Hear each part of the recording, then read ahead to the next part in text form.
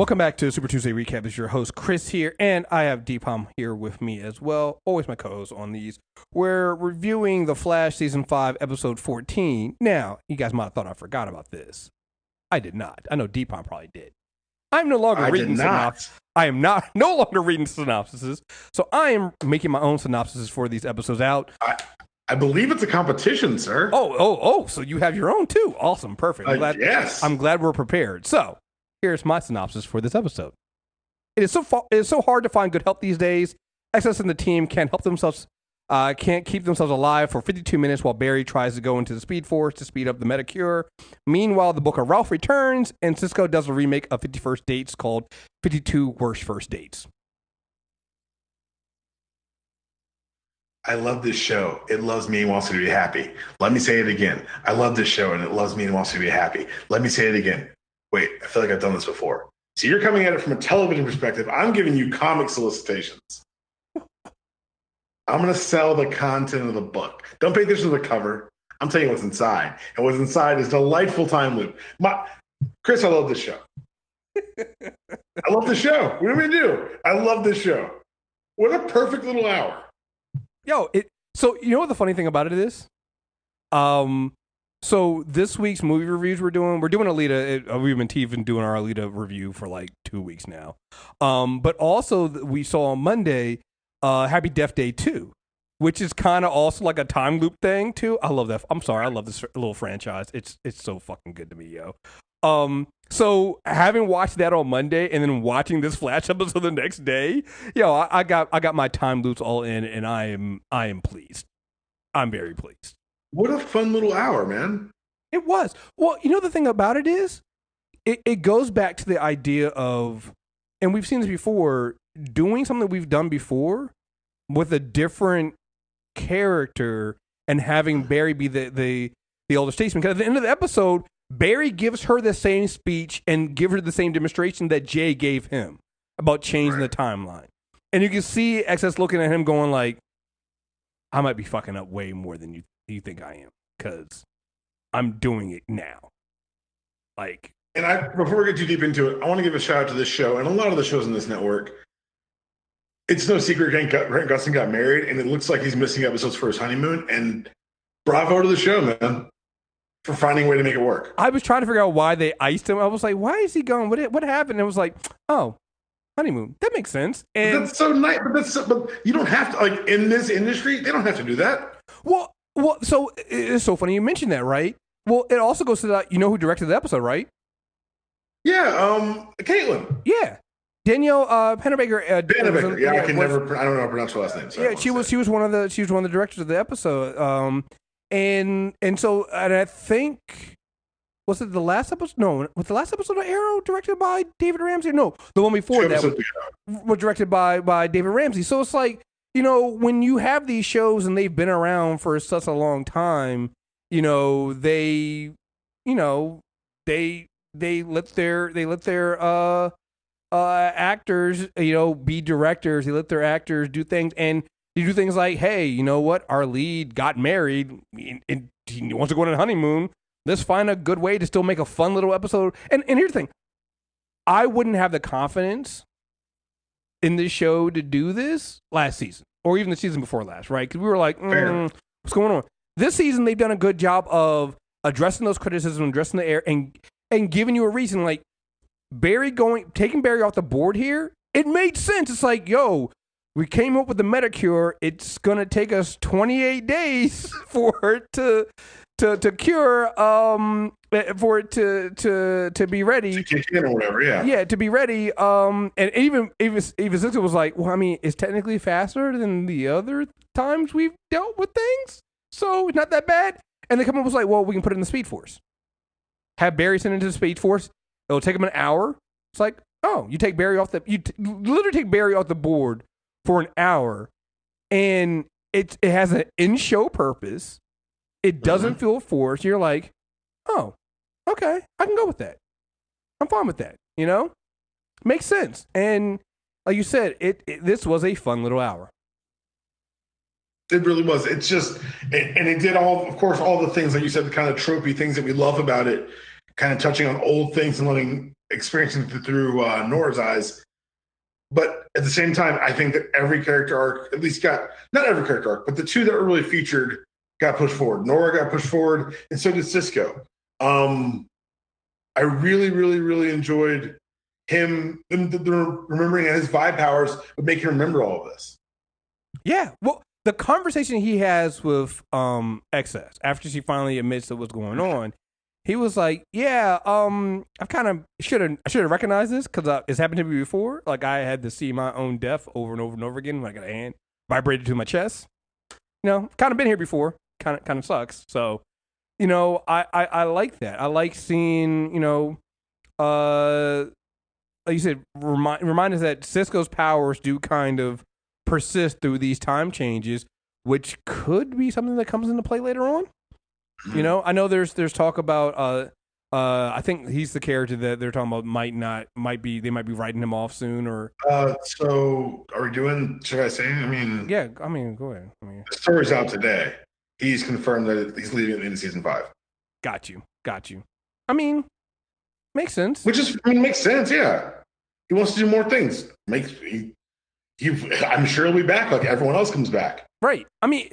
If we think about it personally, we had Wally, but we haven't really had a major departure of the main crew in a while. Not in 5 years. Hell, right. Harrison Wells keeps appearing more and more different ways. Right. So we haven't really had a major disappearance like that. Arrow kind of has. Arrow's kind of had people written off. We had Laurel.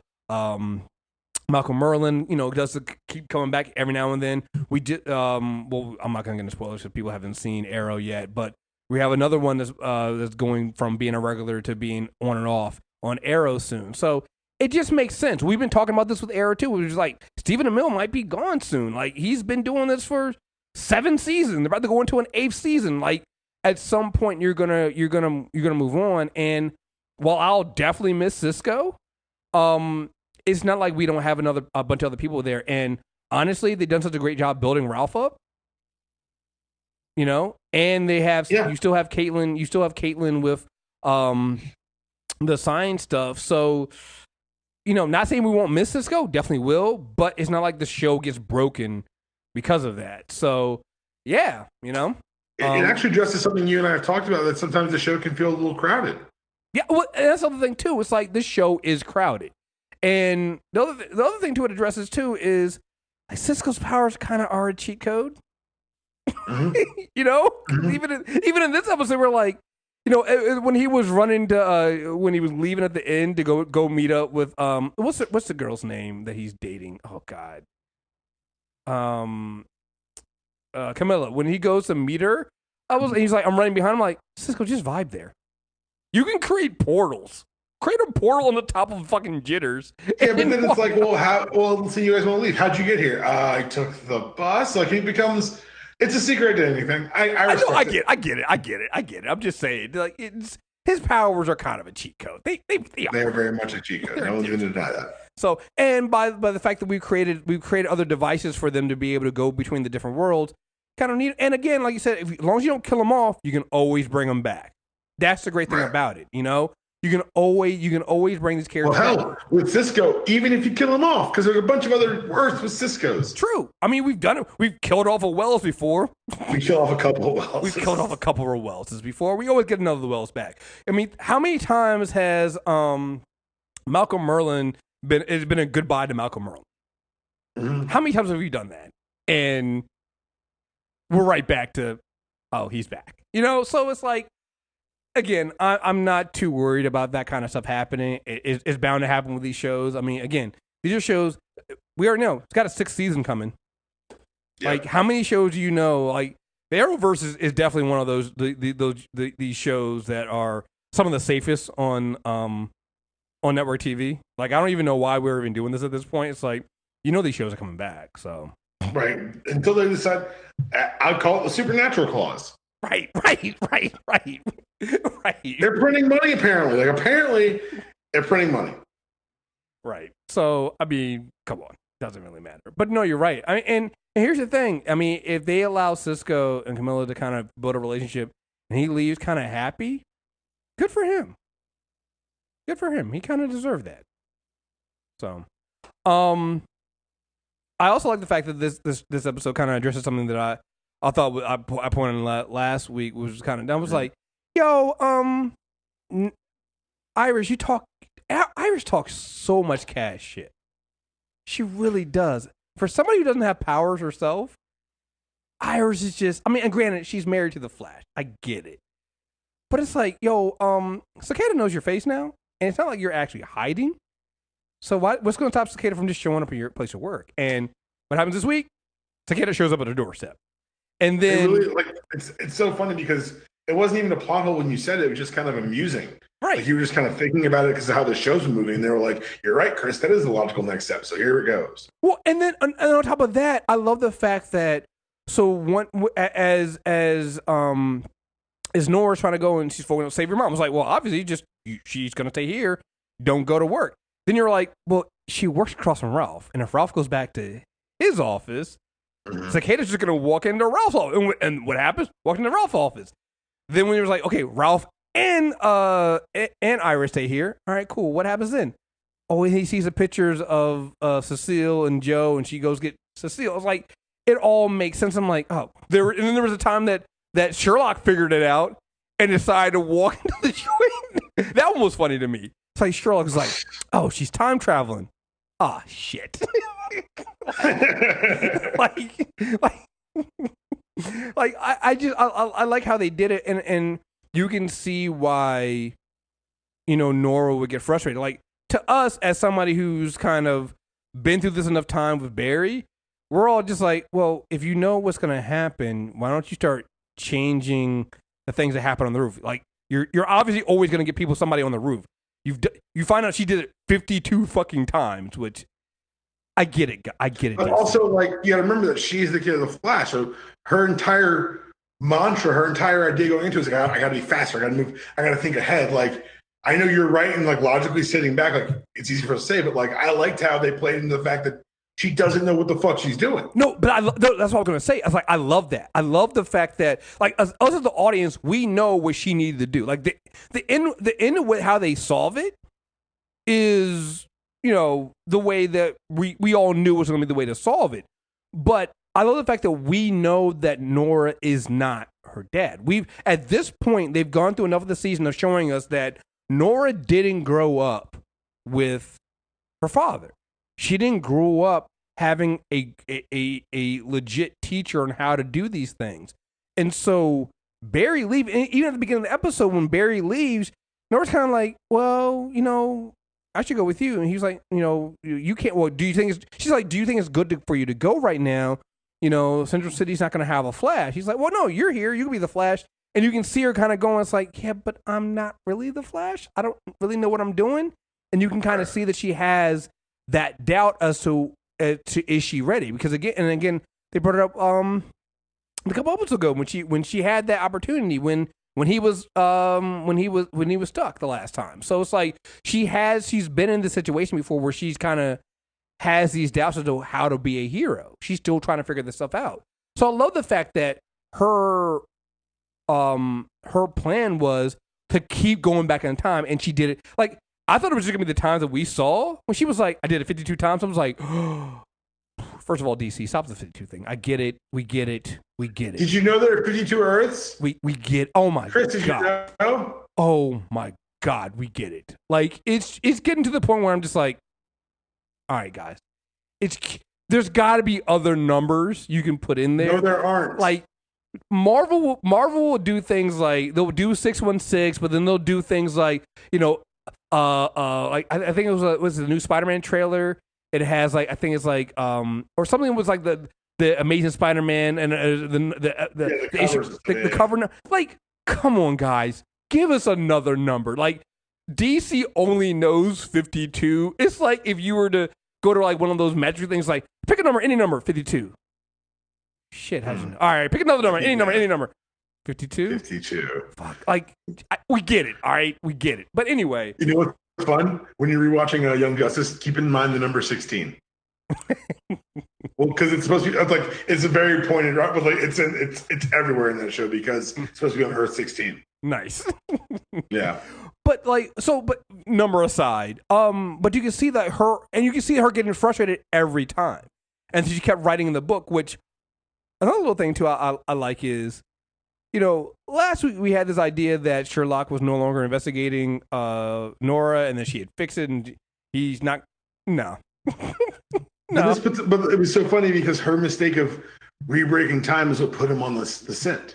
Exactly. He's like, wait, because every time she would go and write in her book, because she doesn't want to forget what's going on. Remember, and that gave him enough data points to figure out the language. Exactly. I just, again, so while it's a fun little, Groundhog's Day, episode that we've kind of seen before, there are little elements in here and how things went, and we enjoy it. Like, I understand why Nora keeps making the same mistake again, and we as the audience know that she's making the same mistake again, but we also know why she's doing it. We know that she doesn't believe in herself. She keeps going, trying to go back forward in time instead of learning from the mistake. She's not learning from those mistakes. And then at the end, when she goes to confront Thawne, she's just like, it's like Thawne clearly didn't tell her everything about time travel. Because when her dad's like, hey, yeah, you never put everything back the way it's supposed to be. Like, you got to be very careful with time travel. Like, time is malleable. You can change things, yeah, but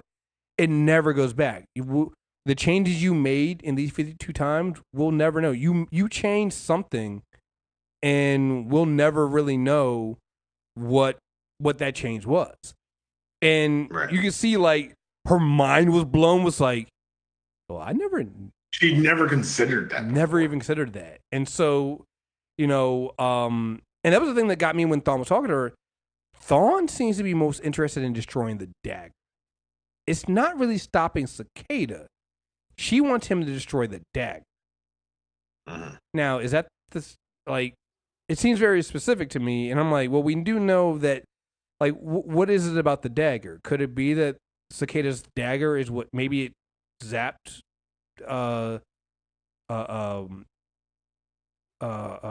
Thawne's powers? I'm also wondering, because we know he's in this prison, maybe they have the dagger, and the dagger is what's just dampening his powers right now? Like, what is it about destroying Cicada's dagger? And we see what he's promised her is, I'll save your dad.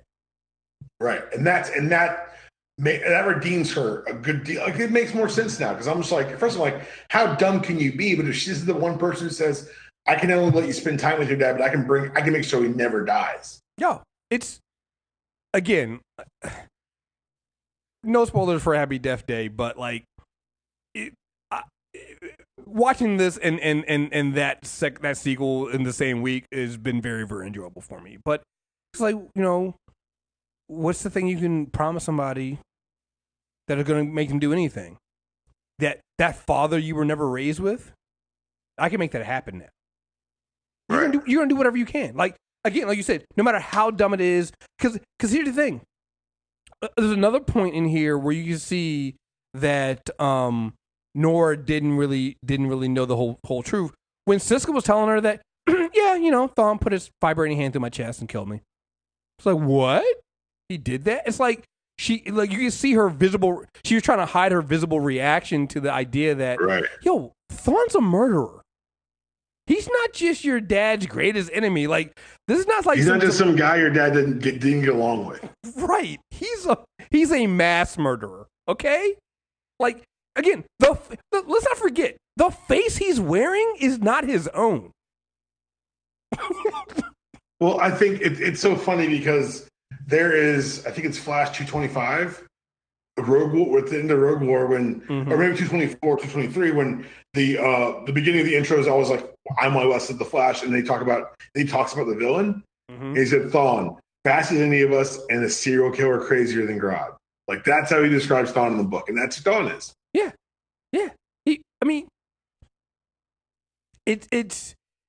He's one of those. He's a serial killer.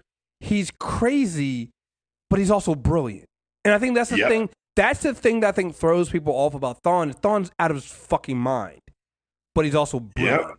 And a lot of people can't reconcile that. And it's like, oh, well, if he's, this smart and can do all this stuff, he can't be that. No, he's fucking nuts.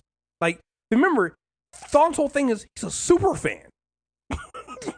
He was a super fan that tried to call, I can't remember the lady who killed Selena. Like, that's Thawne. Yeah. That's Thawne. He's Stan. Yes. All right. With time travel and super speed.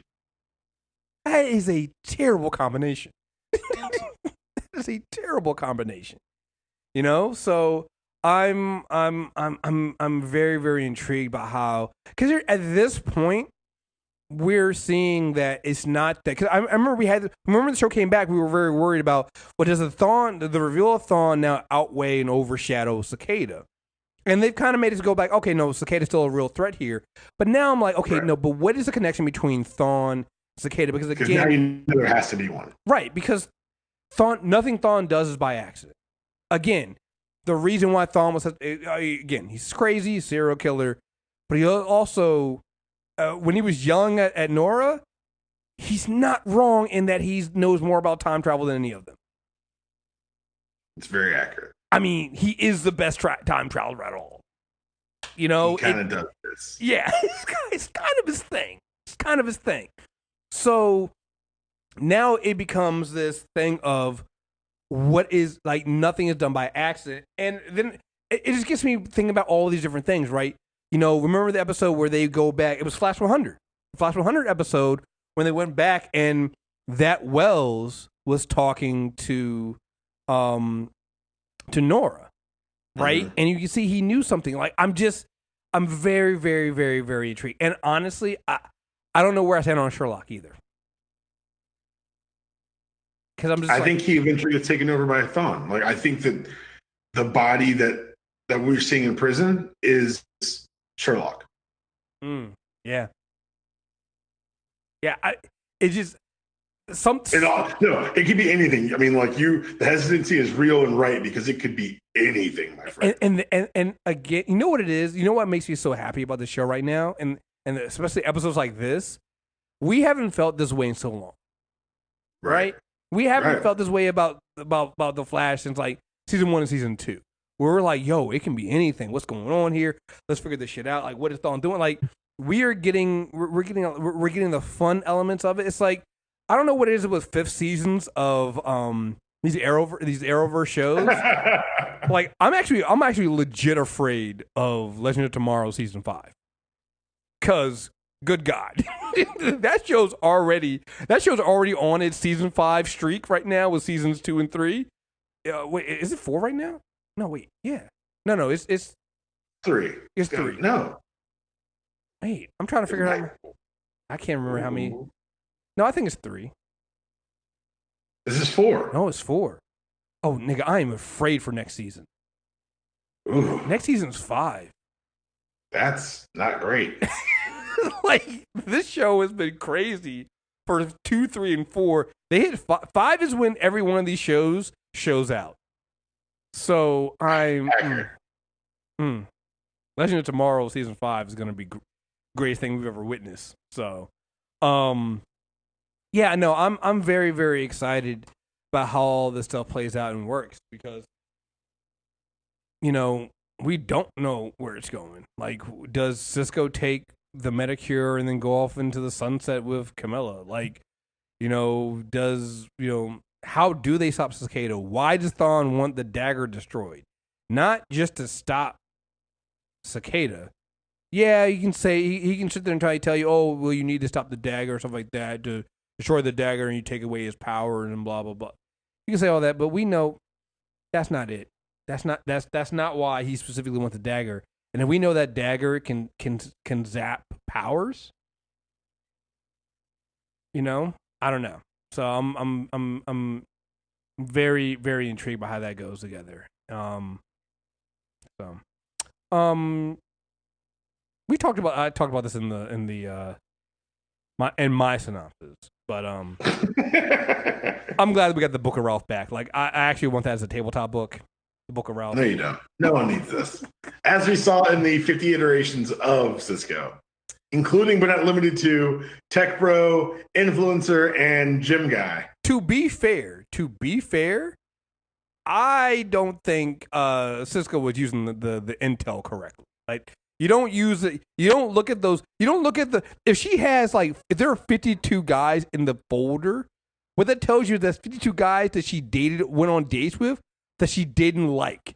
So your next move isn't to emulate those guys. It's to not be those guys. Like Cisco did it all wrong. And I'm not saying you should go out there and stalk. I hope you know I'm not listening to you. I'm just saying. I'm just telling people you should not go out there and stalk. I hope you know. It's important for me that you know I wasn't listening. I'm just trying to help people out there because I'm just saying, one, don't cyber stalk people. I don't like Ralph's thing of it was public information. I'm like, Ralph, still a little creepy. A lot of creepy. I'll step in here. A lot of creepy.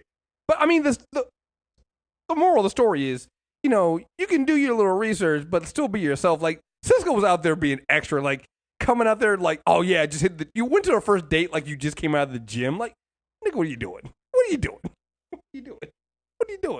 The influencer. He's following the book of Ralph. I don't even know where the influencer one came from. I'm like, really, dude? You thought that was gonna be the thing? Also, I need them to downgrade their wig budget because those wigs are way too good for like Arrowverse shows. Like we need to calm that shit down. I don't want to step on that. That's Arrow's gimmick, man. The bad wigs is Arrow's gimmick. Everyone's got a thing. It's like, right. Their thing is committing to a bit. The Flash's thing is committing to a bit, like time travel or lots of different Ciscos. That's committing to a bit. Arrow does bad wigs. Flash commits. Valid. Right. Good gracious. Yeah, that's fair response. I also love what Cisco was just like, man, I'm not gonna do this book around. I'm not doing this again. I'm not doing this. Damn it, he's in my head. It's just like he's like, I was fine, and now you got me thinking about it. God damn it. So good. All right, man. Do you have anything else about this? No, I think that's about it, man. I really enjoyed this episode. I thought it was really good, self-contained, and still pushed the mythos forward and let Grant Gustin go on his honeymoon. Yeah, it's good. Not to mention, next week we get Gorilla Grodd versus King Shark, which I feel like this is like an annual thing now with the show. It's like you got to bring both of them in. Like I don't want to be excited. And like, what if it's bad? Why would you even like? I'm just nervous. I've been very effusive in my love for King Shark. He's a motherfucking shark. I don't know if you heard. I'll sing the song next week, I promise. Shout out to Gail Simone for writing a King Shark song and allowing us to sing it. Also, shout out to Gail Simone for making all those fast food establishments tell us where they stand. Yo, dog. That Wendy's is my new post Marvel movie go to. Like I have to. It's loyal to the brand. I just like the whole thing, and then DC some of the DC guys went out and got Burger King. Like it was just who was it? Sarah Lee was like not trying to hurt anyone's feelings. Everyone's like Marvel. I'm like yes, like be honest. Like they were like, well, like everyone loves something different. Like don't do that. Just be honest. Wendy's was fresh out the gate like Marvel, and then it's like someone tried to nerd check Wendy's. Right. Wendy's dunked on him talking about I was like, look, I don't know what you want to do, guys. This is a pretty great day on Twitter for me because Wendy's apparently not only loves pro wrestling, as we all know, but also loves comic books. If you think I'm running the Wendy's Twitter account, I'm not, but I kind of wish I were. Oh man, I'm trying to think of anything else. We have a mailbag coming up in 2 weeks, so get your emails in to us for the mailbag. Mailbag at mtrnetwork.net. Trying to think of nothing we're going to talk about. Oh, I do want to say this, and we'll talk more about this on the mailbag. But right now, I have to get a little bit of like just it gives me pleasure watching Ehtan Van Sciver like lose his shit over the idea that Captain Marvel. He's subverting his career so fast. I just like, what are you doing? Like, I know what he's doing. Like, he's like right now, like he's just every single one of his videos is either about how like Star Wars or Captain Marvel is going to be bad and all this stuff. And he's only doing it so he can get views on YouTube because apparently that's his only income he's getting because no other publisher will, do this. It's like it's just weird to me, man. Like, he's such a talented artist, but but he's such a douche. I'm having a question if he's talented. You're right. At this point, it's like I'm like, is hyper detailed really good? Like, I don't know. It's very detailed work, but is it good work? Is it tell a visual story? Or are you just like, I don't know, exaggerating certain characters to make them look outlandish in the foreground and not really pay attention to how you do your backgrounds? I don't know. I don't know. I'll go reread. Agree. I'll also read this. Like, I'm not going to buy any more of his stuff, which is going to be. This is one of those things Rod was called a faux cut. I want to faux cut all new Ehtan Van Sciver works. Well, yeah. Well, it's like when people say they're going to boycott Gucci. I was like, how much Gucci stuff do you have? Now they're like, none. But now I don't want any. Right. Like, I mean, what is his upcoming work? Cyberfrog? I thought that was a joke when I first saw that. Oh, apparently. I was like, oh, cool. We're trolling it by making up a stupid comic name. But I can't wait. That's really the name. Like, I was mid like making fun of other stupid name. People were like, that thing, that's the name.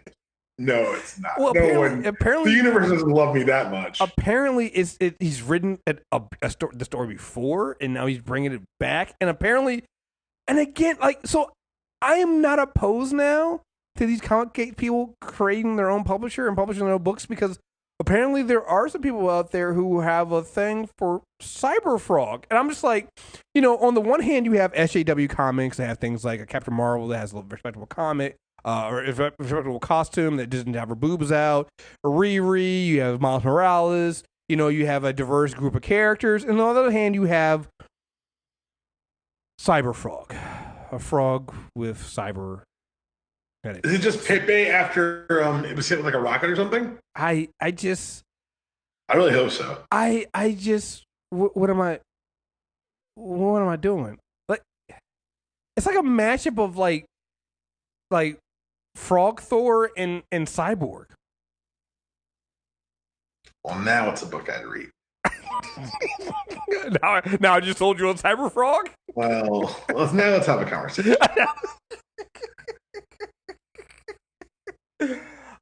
I don't understand, man. It's just funny. Like I said, it's just funny to me watching him torpedo his career, because, like, I think there would have been some people that have been like, "Oh, dude, listen, if you just stop like being a public dick, we can still maybe get you in the like." But he just won't shut up, and so now he's actually gotten people in the industry to like publicly say, "You're a fucking asshole. We hope you never work with us ever again." He's like, I don't need you guys. I can go in and sell my Cyberfrog on like my crowdfunding sites. I'm like, eventually that money runs out, right? And you also do realize that you're donating something. So if I donated for it, why would I actually buy it? If I paid for it to get it made, why would I buy it again? Like what? Well, what's the gain here? Like, I don't understand. Well, you're selling to your backers. Well, that's the other thing too. It's like the money you make on these crowdfunding things, okay, you raise the money, but now because you guys don't have distributors or publishers, you have to do all that yourself. So you get issue 1 out. What happens when it's time for issue 2? Right. Or 3? Or like, good luck. Actually, no, not good luck. I'm about to say no. No, I want you guys to fail. But like, it's like when Gail pointed out that people were saying that the comics gate is working, these people are getting money. It's just like, no, the top tier people like Ehtan, who are let's say they are talented and they already have a backing, but everybody else, like, they're getting like $20 for their crowdfunding thing. Like, they're not making any money off of this shit. And the shit is still terrible because, again, what do we know about artists? I feel like this. Somewhere I'm going to rewatch. What is it? Battlestar Galactica. It's happened before. This has happened. This happened before, and it all happened again. It's like, this is Image Comics all over again, guys. You have a bunch of artists who can't write for shit. I didn't say it this time. You all saw it. I didn't say it. Going out and forming, except this time. They don't even have these were the top guys in the industry at the time. All right? These are the top artists in the industry at the time. And they went out and formed their own company, and it's still kind of, and you know what? And to be fair, Image is still around. They're not all there. But like, it became something. Here you got like one semi-talented guy and a bunch of other fucking losers. You guys aren't forming a fucking company. You're not forming your own fucking publishing thing. And on top of that, it's like your whole thing is we're going to keep politics and SJWs out of our comic books. So you're going to write things about what? Cyber frog and draw women that have balloon tits and that's it? What are we doing? Anyway, I'm sorry. Preview of our upcoming mailbag, guys. I had to get that out there. It was just watching them have the meltdown. Like, I think it was almost in like, I swear to God, if Captain Marvel opening weekend does what they're projecting is going to do, I'm rating the movie in Ethan Van Sciver tier. It's going to do more. What Marvel movie has come out and like, well, that fell short. Valid point. Like, the video was like, oh, Ant-Man did what we thought it would do, or Ant-Man lost impressed, or Thor Dark World. Wow. Even the ones that are like, they didn't make much money, I'm like, yeah, they did.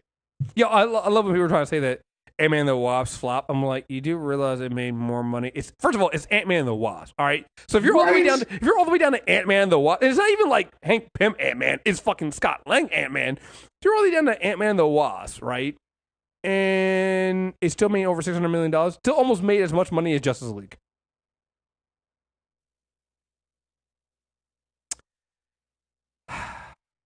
Anyway, folks, Super Tuesday recap. Make sure you guys subscribe. We'll be coming out this weekend on Super Tuesday recap for you. Oh, the next 3 episodes of Star Trek Discovery are coming out.